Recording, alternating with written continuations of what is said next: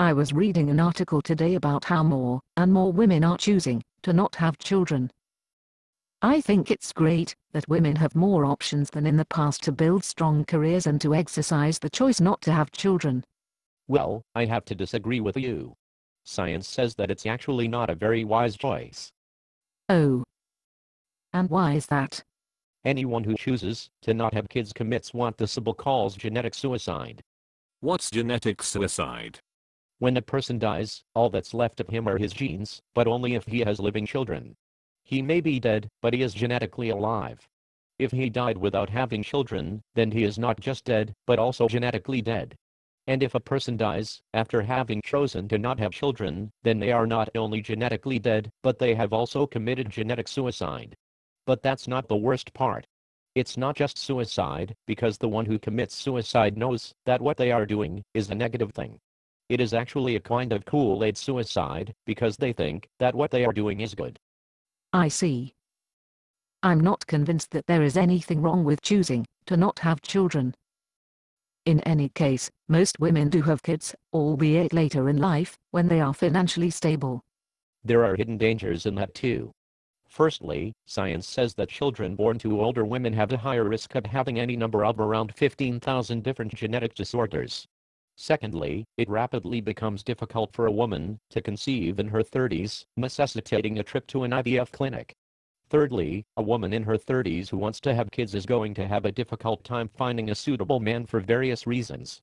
This Bible also warns men about women who are in their 30s and not already in a long-term relationship. They tend to be more cynical, and cynicism is toxic to relationships. Children are increasingly seen as less important for a successful marriage. If people are getting married for the sake of getting married, then they're missing the point of marriage. It's like saying a house doesn't need people living in it in order to be beautiful. Marriage is an institution for raising healthy kids.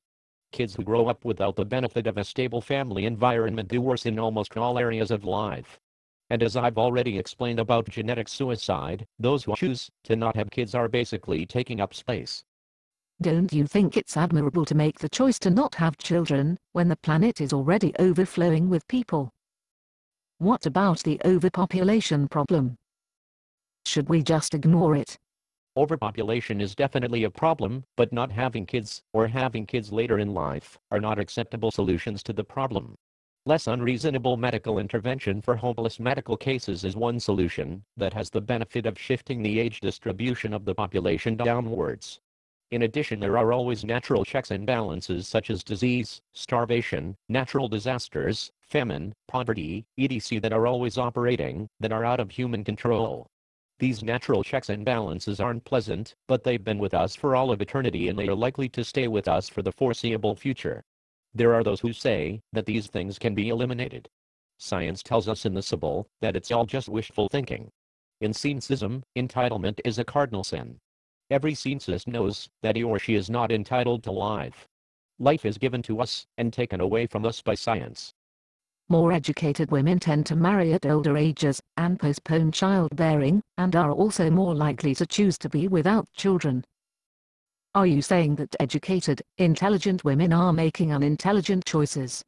It might be enlightening to find out how many of these women who postpone childbearing or choose to not have children are happy about the choices they made. Feminism, like any other idea in history, sounded great on paper. But fast forward a few decades, and the cracks are starting to show. This parallels any other idea in history: socialism, capitalism, fascism, democracy, etc.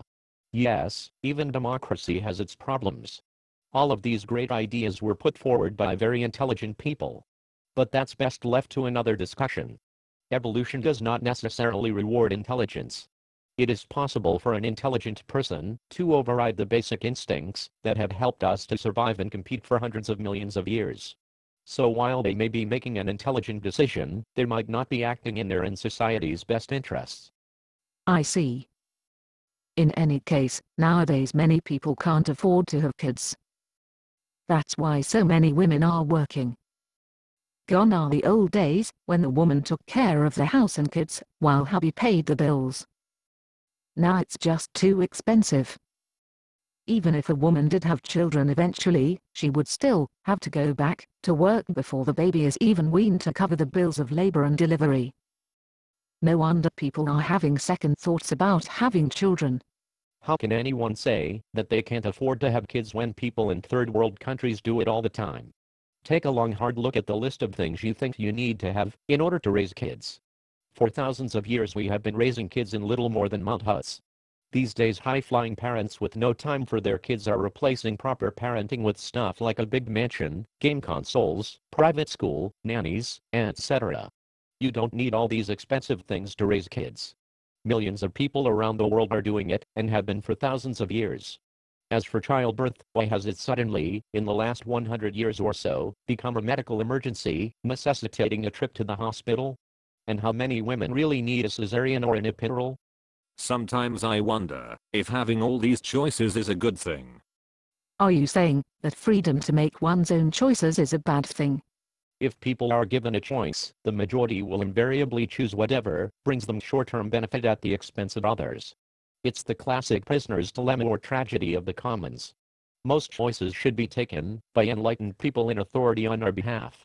For example, when you walk into a home appliances store to buy a refrigerator, the choice of buying a cheaper CFC-emitting refrigerator versus a more expensive CFC-free refrigerator has already been made for you.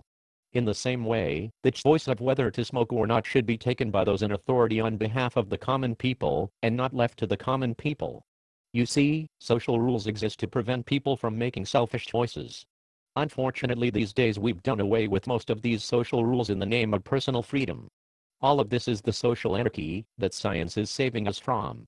This symbol is a guide to living in harmony with each other and our environment. How can we trust these so-called enlightened people to make decisions that are in line with science and the Sibyl? Good question. It is vitally important that those in authority are guided by science and the Sibyl. For example, in China, those in authority had the power to implement the one-child policy to correct what was seen as a growing population problem. Now, on the one hand, their ability to implement the policy was admirable. It could not have been done in any developed country where the government fears the people. Can you imagine the government of the US or Australia implementing such a policy? Unfortunately though, the Chinese government was not guided by science, and that was their mistake. If those in authority are guided by science and the Sibyl, then they can be trusted to do the right thing. Also, determining whether those in authority are guided or not by the Sibyl should also not be left to the common people. This is why the organization of Scientism has a tall hierarchy. You are truly wise, Scimon. Thank you, but I cannot take full credit. Without science and his holy word the Sibyl there to guide me, I wouldn't be so enlightened. I must admit that strangely enough, much of what you've said makes sense. I think I'll look into this Scientism thing one of these days.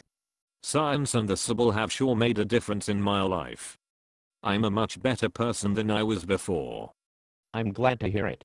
Praise science.